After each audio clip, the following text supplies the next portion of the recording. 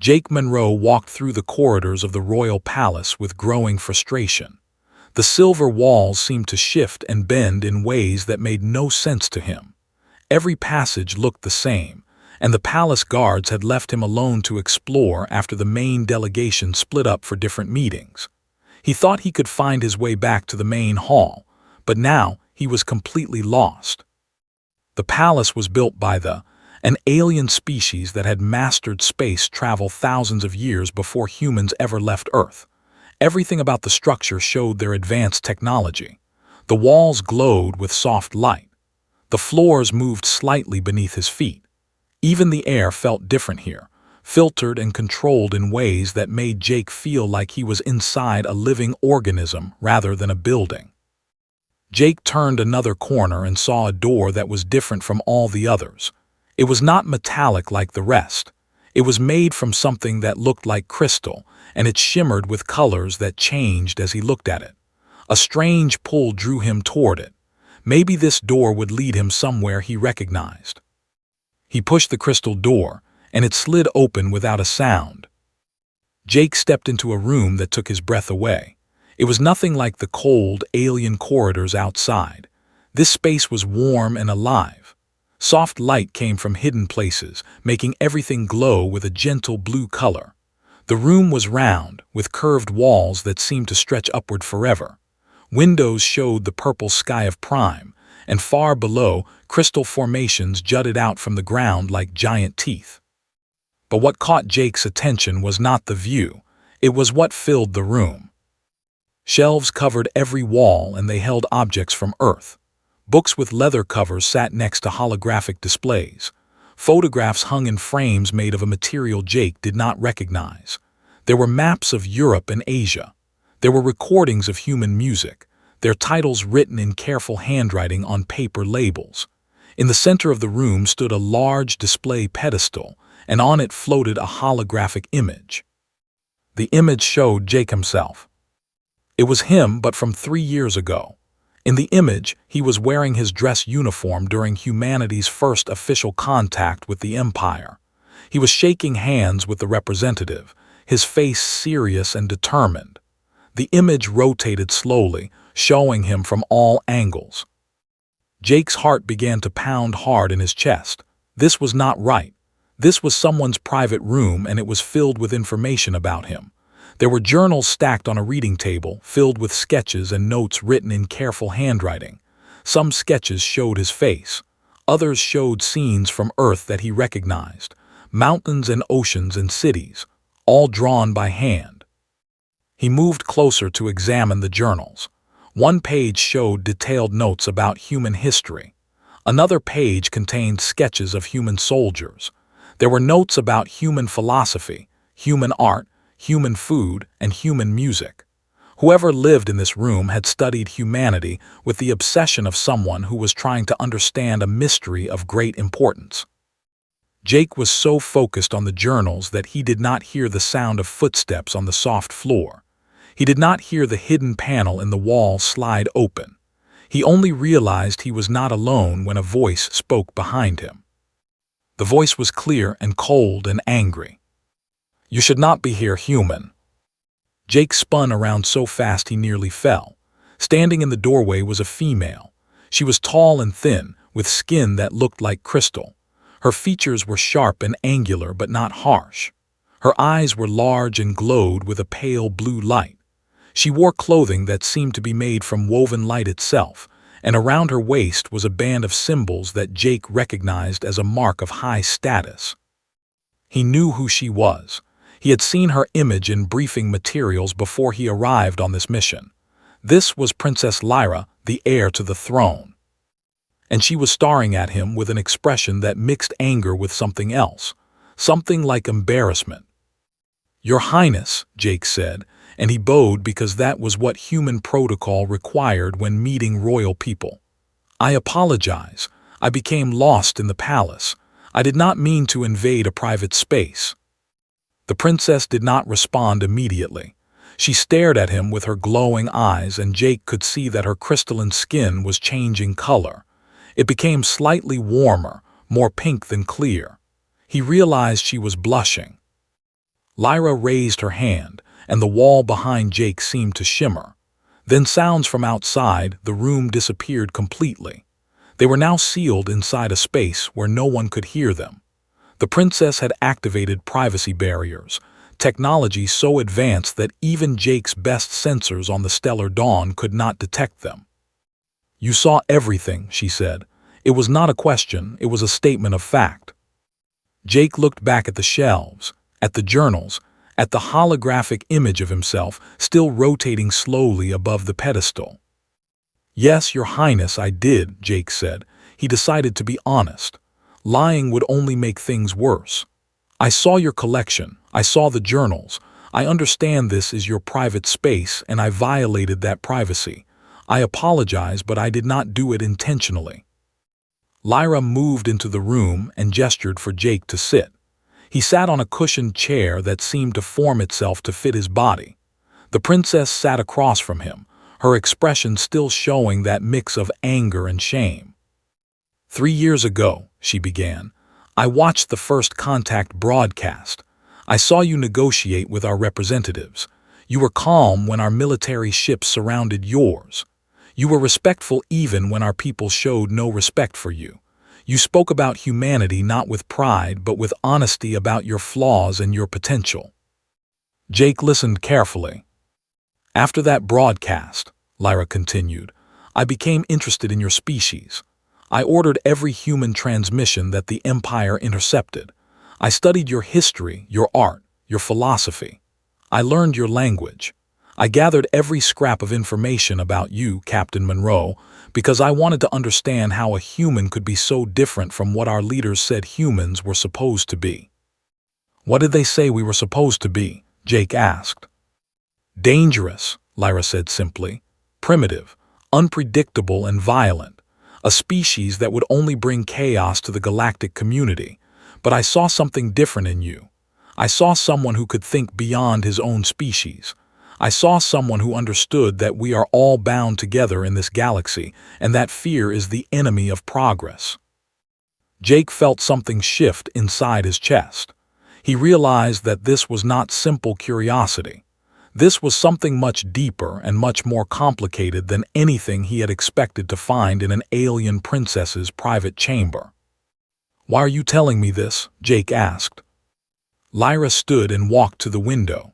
She looked out at the purple sky and the crystal formations below. "Because the High Council is planning to limit humanity," she said. "They want to keep you confined to a few systems. They want to prevent you from becoming powerful enough to challenge their control, and I intend to stop them. But I cannot do this alone. I need proof that humanity is not a threat. I need to show them who you really are." She turned back to face him, and her eyes burned with determination. "I need your help, Jake Monroe. I need you to help me save your species." Jake sat in silence for a long time after Lyra finished speaking. He tried to process what she had just told him. The heir to the throne, one of the most powerful beings in the galaxy, wanted his help. And she wanted it because she believed humanity deserved a chance to survive and grow. "Tell me everything," Jake said finally. "Tell me what the High Council is planning. Tell me why you need me specifically."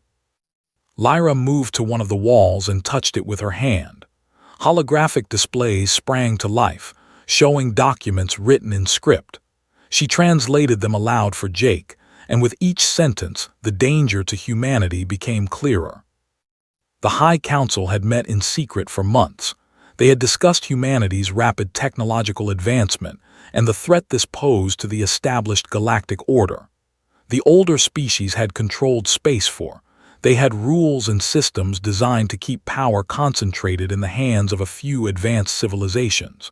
Humanity, arriving suddenly from a backwater planet, represented chaos. It represented change. The Council's solution was called the Containment Treaty. It would restrict human space travel to 5 designated star systems. It would prohibit the transfer of advanced military technology to humans. It would require human ships to carry monitoring devices that would allow the Council to track their movements at all times. Essentially, it would trap humanity in a cage.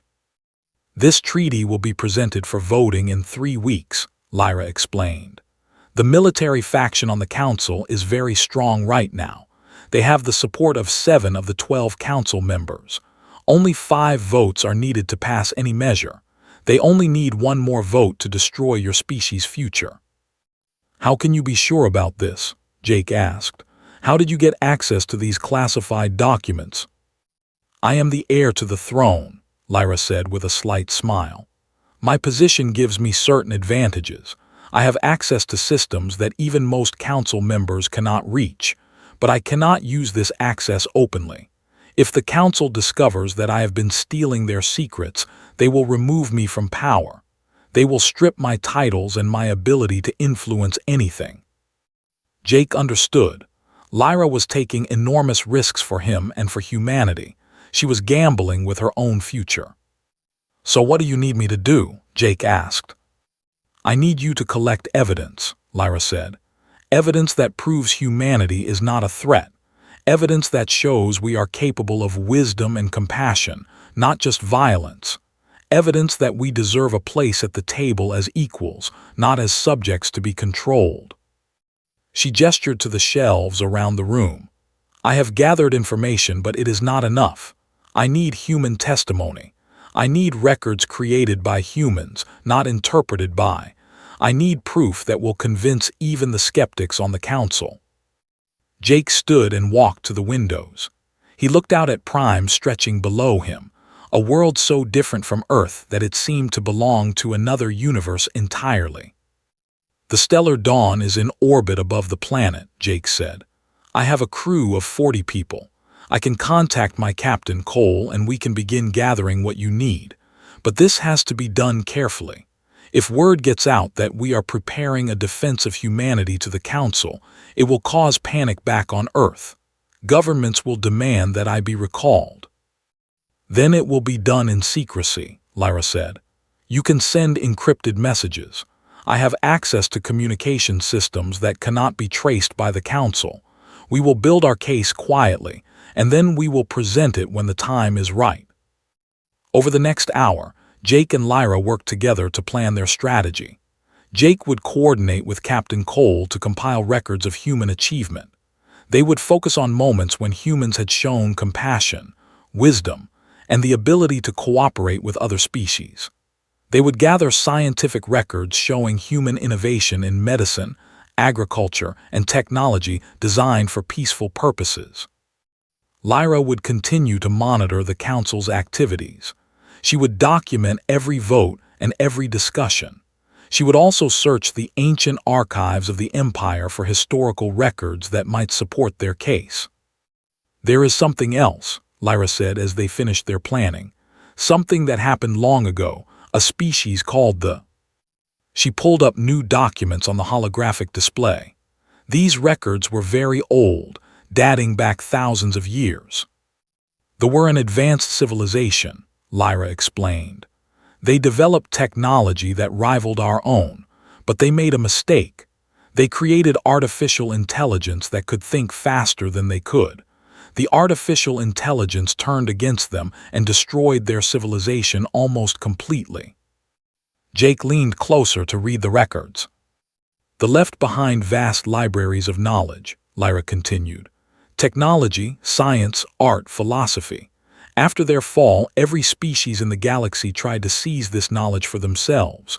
Wars were fought over artifacts and data. The libraries were vandalized. Knowledge was lost. Species used technology to build weapons and gain power. What does this have to do with humanity? Jake asked. Lyra turned to face him with an intense expression. 50 years ago, human explorers from Earth discovered a hidden archive. They found vast repositories of knowledge, untouched technology, and irreplaceable cultural records. A human named Robert Hayes led the expedition. Lyra brought up images and records. They showed early human explorers, dressed in primitive suits, working carefully inside alien structures. The humans could have taken everything, Lyra said. They could have used technology to accelerate their own advancement. They could have hidden the knowledge and built weapons with it, but they did not. Instead, they preserved it. They created a museum. They studied it carefully. They shared what they learned with other species. They treated the legacy not as a prize to be stolen, but as a heritage to be protected. Jake felt something shift inside him. He understood why Lyra was showing him this. "This is the proof we need," she said. "This proves that humans are not the destructive, predatory species that the Council fears. This shows that we are capable of something that most advanced species are not capable of. We are capable of stewardship. We are capable of protecting something precious even when we could exploit it." Jake looked at the images of the human explorers working in the archives. They looked so small and fragile compared to the alien structures around them, but they looked determined. They looked like people who understood something important about right and wrong. "This could work," Jake said slowly. "If we present this evidence to the Council along with testimony from humans, we might be able to convince them that we are worth trusting." "Then we begin tonight," Lyra said. "You will return to your ship.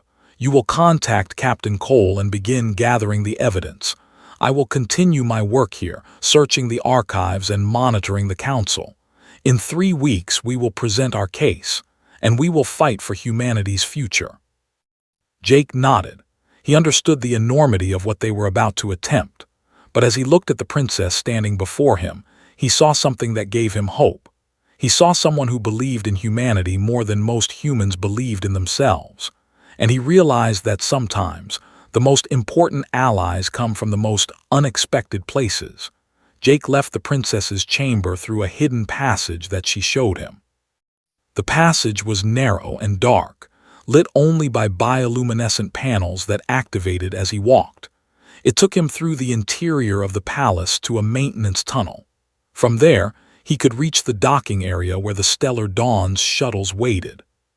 He moved carefully, checking every corner before advancing. The palace was full of guards, and if anyone discovered that he had been in the princess's private chamber, it would cause a diplomatic incident that could make everything worse. When Jake finally reached the shuttle bay, he was relieved to see that the area was empty. The guards were keeping watch from a distance, but they did not question his movement. As the human captain and lead negotiator, he had freedom to move about the station. He climbed into the shuttle and activated the engines. As the shuttle lifted off the planet, Jake watched Prime disappear below him. The purple sky faded to black and the stars came into view. Above him, the Stellar Dawn waited in orbit, a small ship compared to the massive vessels nearby, but it was home. Captain Cole met him in the docking bay. She was a woman in her 50s with gray hair and the kind of face that had seen decades of difficult decisions. She had served in the human military for 30 years before joining the diplomatic corps. "You are late," she said as Jake stepped out of the shuttle. "They are already asking questions about where you have been." "We need to talk somewhere private," Jake said. "Somewhere no one can listen." His expression changed immediately. She had been in enough situations to recognize that tone. It meant trouble. They went to Jake's quarters aboard the Stellar Dawn.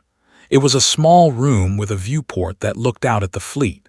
Jake sealed the door and activated the privacy shield that would prevent electronic eavesdropping. "I need to tell you something that will sound impossible," Jake said, "and I need you to trust me." He told her everything. He told her about discovering the princess's chamber. He told her about the containment treaty and the threat it posed to humanity. He told her about Lyra's plan to gather evidence and present it to the Council. Listened without interrupting. When Jake finished, she was quiet for a long time. "Do you believe her?" asked finally. "Yes," Jake said, "I believe her." "Then we have 3 weeks to convince an alien government not to imprison our species," said. "That is a challenging timeline, but I have faced worse." Over the next 3 weeks, Jake and worked on a plan that required precise coordination. They could not simply send official requests for the kind of information they needed. The Council was already suspicious of humans. Any unusual activity would raise alarms. Instead, they worked through back channels, sent messages to human research stations throughout space. She requested data about human medical breakthroughs, agricultural innovations, and peaceful applications of technology.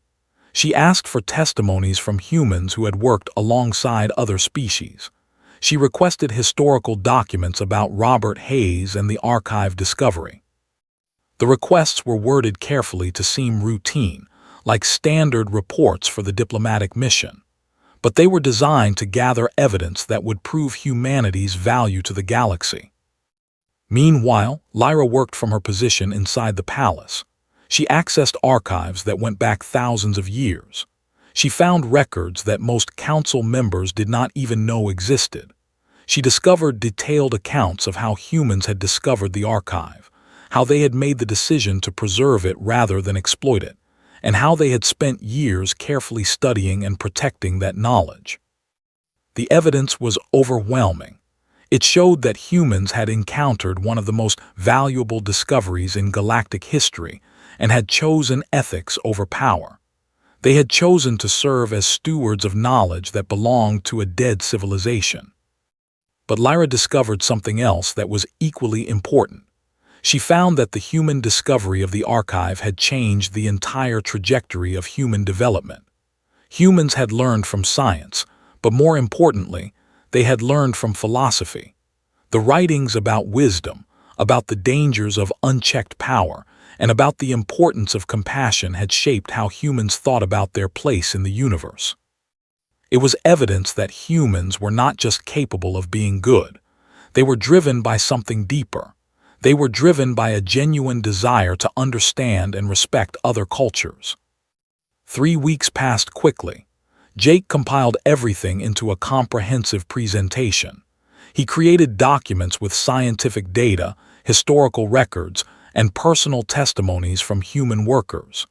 He included images of the archive and explanations of how humans had preserved it. Reviewed every piece of evidence. She made suggestions and corrections. She added her own observations about Jake's character and about the professionalism of the human crew.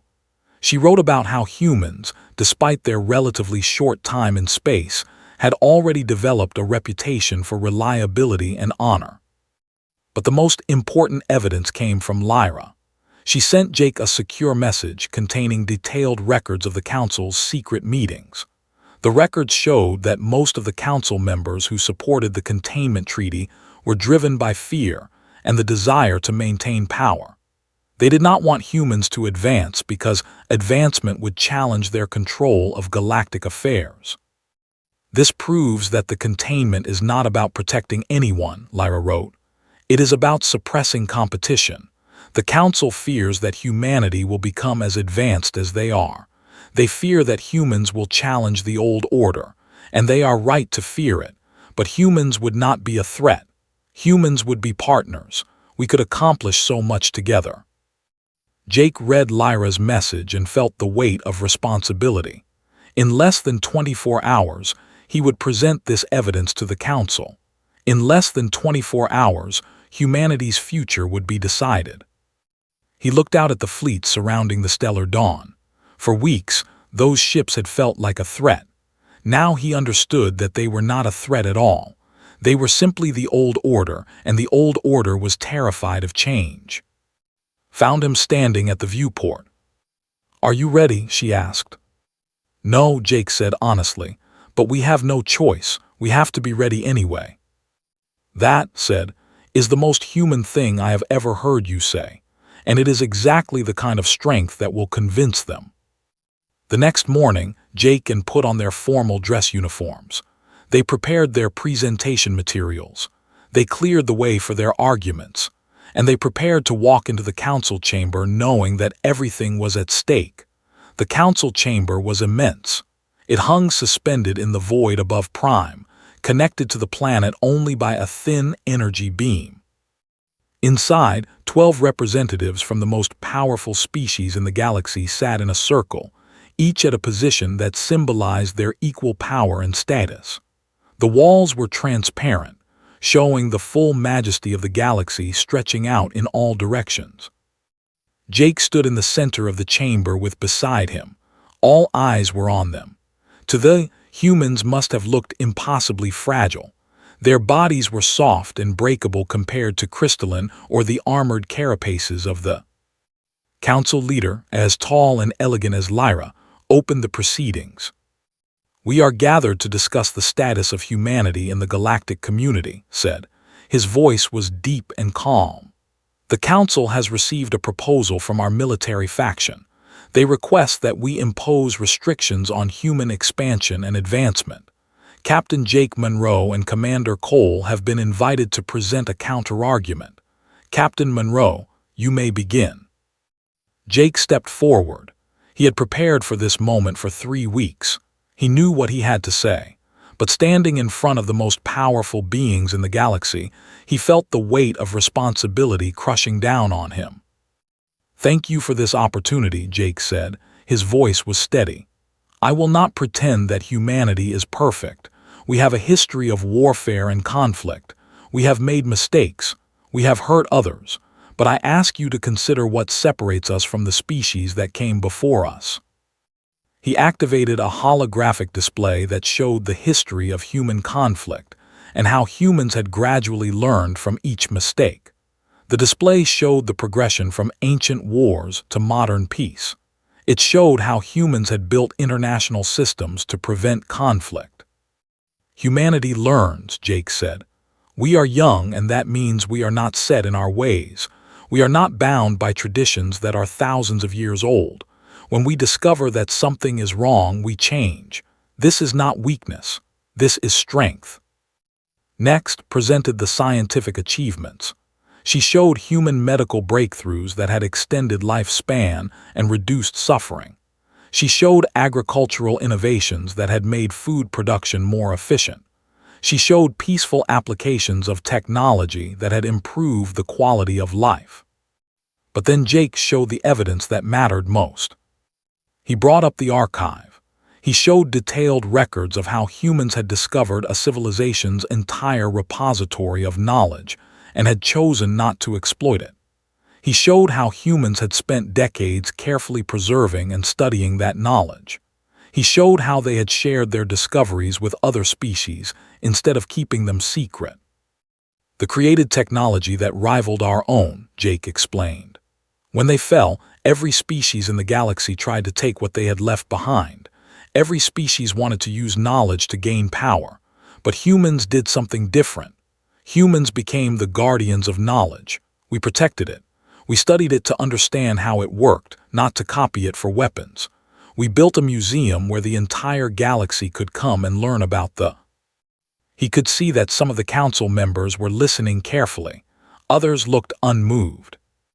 Then something unexpected happened. Commander Vex of the species stood up. They were a military species, built for war and conquest. Their bodies were massive and covered in armor.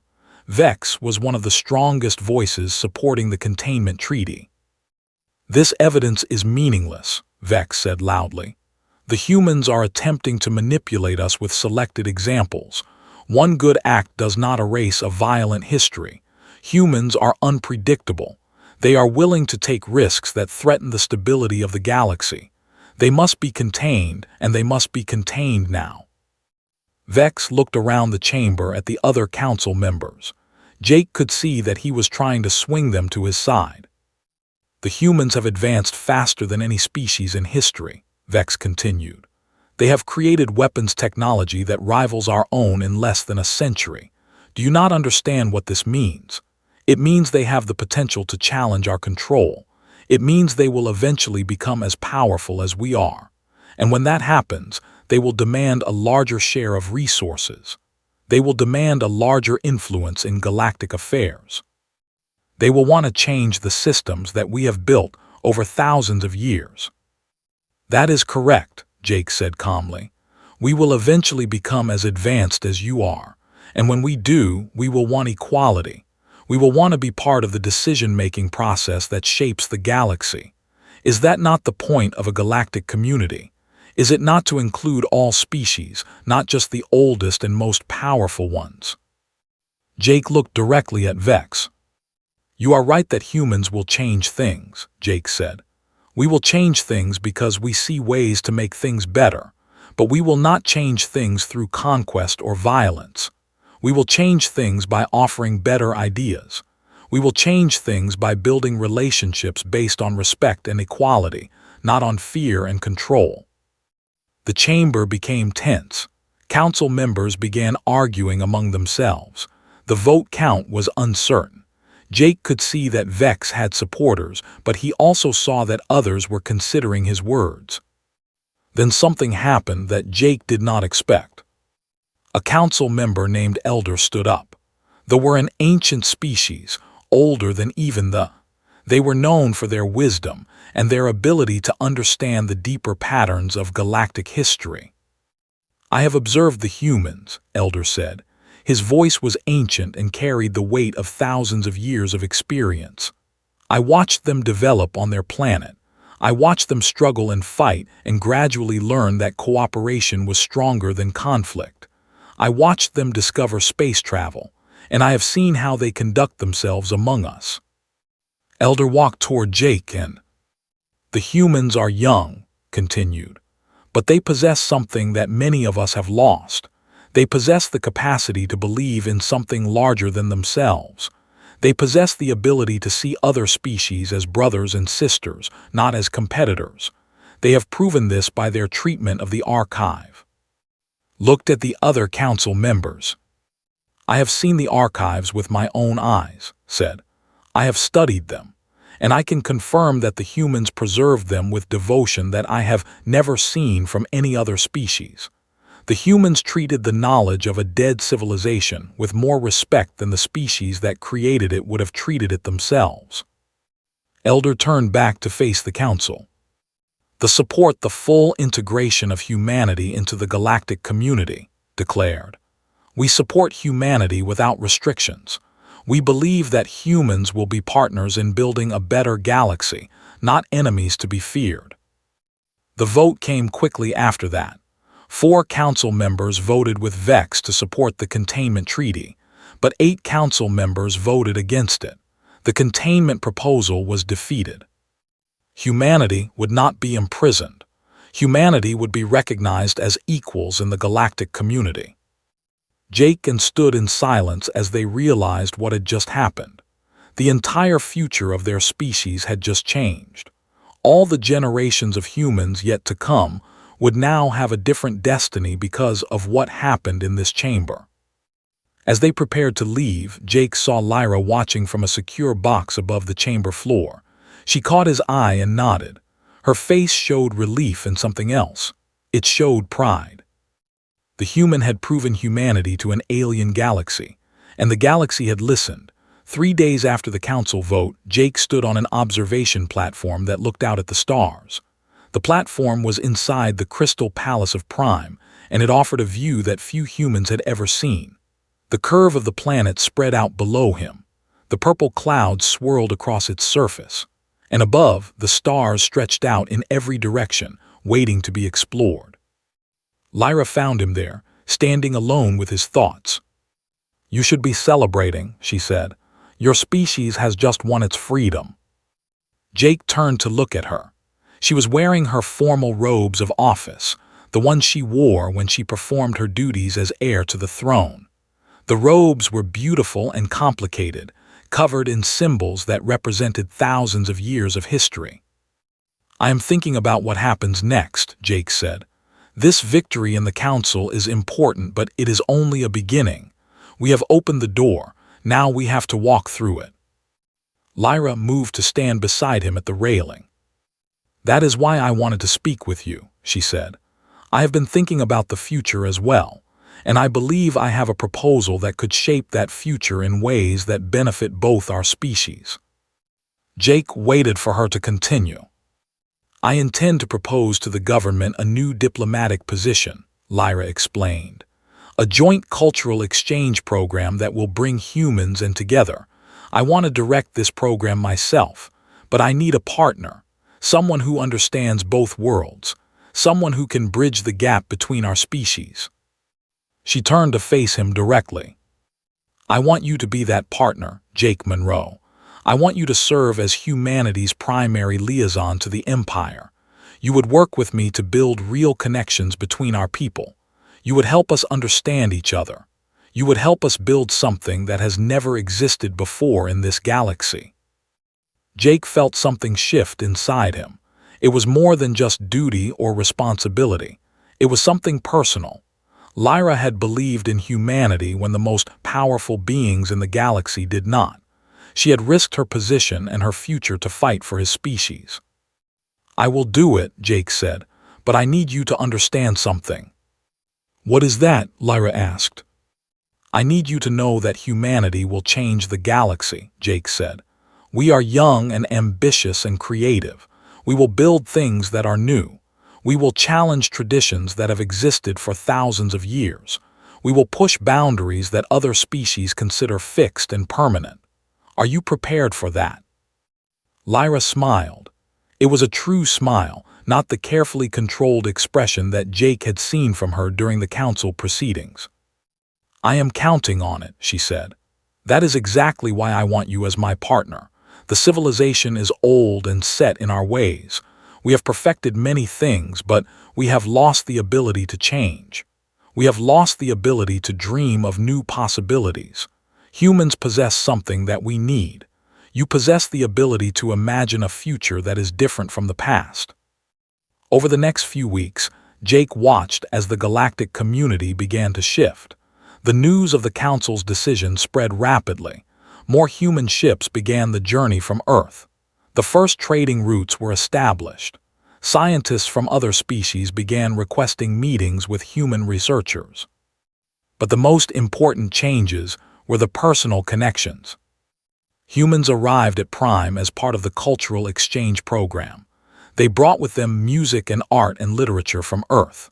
They shared stories about human history and human culture. And slowly, the alien species began to understand that humans were not a threat to be managed. They were a people with dreams and hopes and a perspective that was different, but equally valuable. Jake worked alongside Lyra every day. Together, they built systems and protocols that would allow humans and to work together effectively. They addressed concerns and misunderstandings. They created programs that would allow young humans and young to learn from each other. One evening, as they worked late into the night on new diplomatic proposals, Jake said something that had been in his mind for weeks. "Do you remember when I first discovered your chamber?" he asked. "When I found all those journals and sketches and that holographic image of me?" "Yes," Lyra said. "I remember being both terrified and angry." "I was shocked and confused," Jake admitted. "But now I understand. You were not obsessing over me as a person.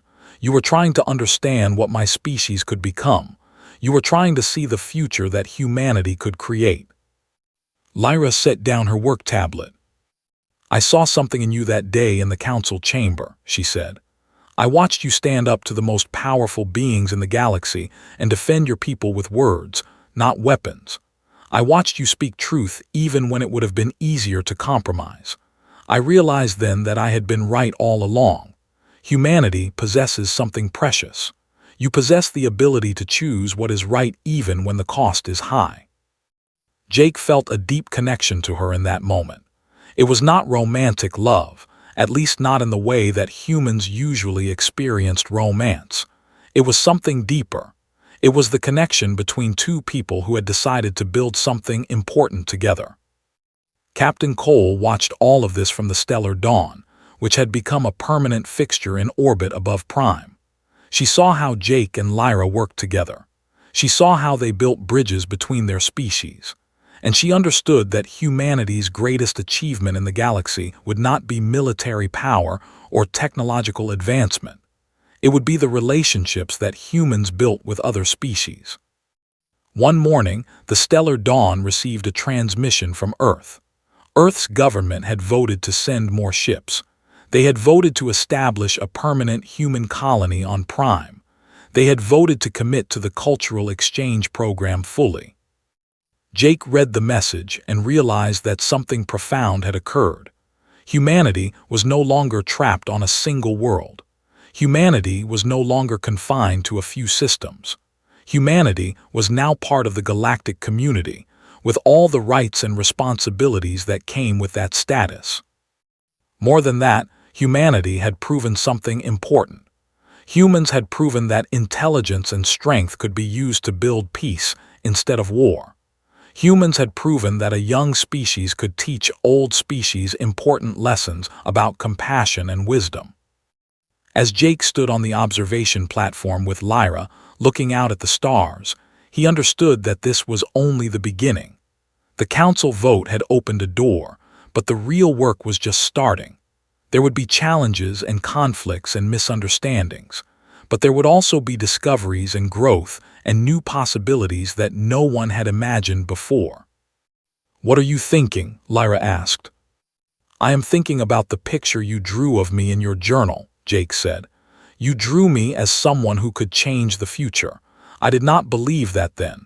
I did not think I was capable of something so grand." "You are more than capable," Lyra said. "Not because you are special as an individual, but because you are human.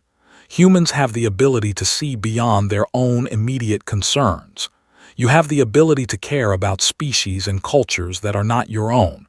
That is the gift of your kind." Jake nodded. He understood now what had drawn Lyra to him and to humanity. It was not a fascination with human strength or human technology. It was a fascination with human hope. It was the understanding that humans could believe in a better future and work toward that future with passion and determination. Together, they looked out at the galaxy stretching before them. Somewhere out there, Earth rotated in its orbit, unaware that everything had changed. Somewhere out there, new human ships were preparing for the journey to the stars. Somewhere out there, a future was being built that would have seemed impossible just weeks ago. And it all began because a human captain accidentally opened a crystal door and discovered an alien princess who believed in him. Sometimes the most important moments in history happen in quiet places between two individuals brave enough to see past fear and prejudice. Sometimes a single act of faith in another being can change worlds. Jake Monroe and Princess Lyra had proven that, and as they stood together on the observation platform, looking out at the infinite possibilities of the galaxy, they knew that this was just the beginning of humanity's real story among the stars.